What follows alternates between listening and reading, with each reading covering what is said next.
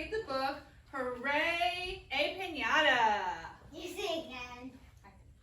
Who writes the book? The author. Who draws the pictures in the book? Author. An illustrator, yes. What part of the book is this? What part of the book is that? And what's the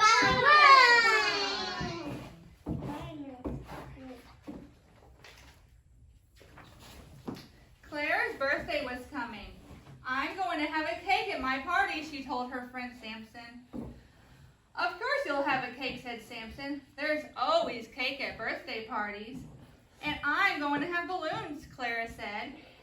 Everyone has balloons, said Samson. And I'm going to have a piñata too, Clara added proudly.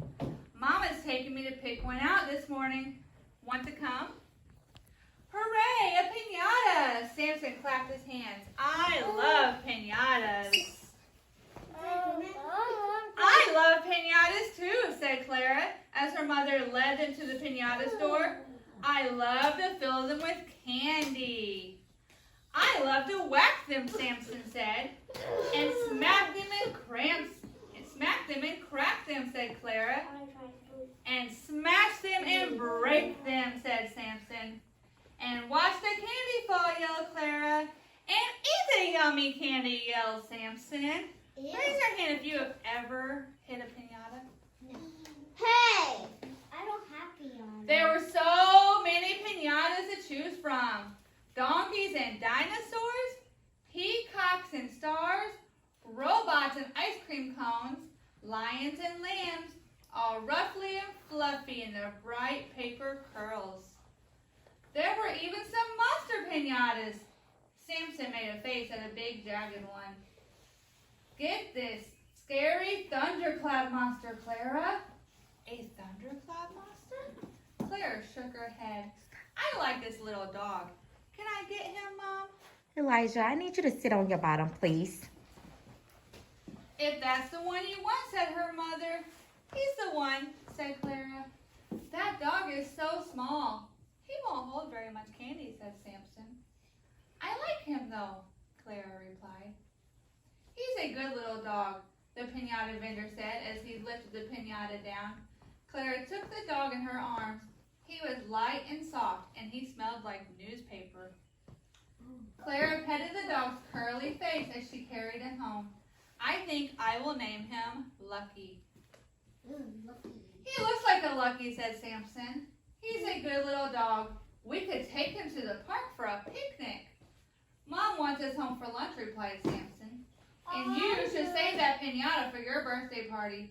You don't want to get it wrecked. Yeah, I don't am at home. You got a piñata at your home? What kind of piñata did you have? Fireman. Fireman. Wow. Then they came home and dug a deep hole in the sand. What are you doing to that poor piñata? Samson called from across the fence. Lucky's digging, Clara told him. Is Lucky a real dog? Yes. No, but is Clara pretending like Lucky's a real dog? Yes. He's getting all dirty, Samson replied. He'll shake himself clean. Clara, honey, called her mother. Shake yourself clean and get your sweater. We're going to Grandma's house for dinner. See you, Clara, Samson said, and take care of that piñata. I will, Clara promised. She held Lucky tight as the car sped across the city. Lucky sniffed the air with its many smells, salty, oily, bready, sweet. His ears flapped in the wind. Grandma was waiting for them on her porch. Look, I got a dog, Clara ran to show her. What a good little dog, Grandma patted him. So quiet and so clean. I have to keep him clean because he's really a piñata, said Clara. If I bathed him, his fur would fall apart. But you can brush him, Grandma said as they went into the house, and you can keep him warm. She gave Clara a small crocheted blanket. And here's a little spending money just for you. Thanks, Grandma. And Clara hugged her. She knew what she would spend the money on. Dog biscuits. And a go around near Grandma's house. After dinner, they walked there together. As her horse galloped around and around, Clara pretended that she and Lucky were flying. They flew into Clara's dreams that night. And on her swing the next morning, they ate cheese sandwiches together and listened to stories. And they bicycled around the block with Samson. "Careful with that piñata," Samson yelled as they raced downhill. "Don't worry, Samson. He's safe." That afternoon, Clara and Samson made paper hats for everyone who was coming to her party the next day. Clara made a little hat for Lucky. "You like that piñata so much," Samson said. "It's going to be sad when we stuff him with candy and break him." Clara's eyes filled with tears. "I don't want anyone to break him," she said. "You mean you won't have a piñata at your party?" asked Samson. "No candy?" "We can have candy in bowls," Clara suggested, though she knew it didn't sound like much fun. Samson sighed. "You should have a real dog, Clara. Maybe I could get you a puppy for your birthday." "I can't have a real dog," Clara said. "Dogs and cats make my mother sneeze."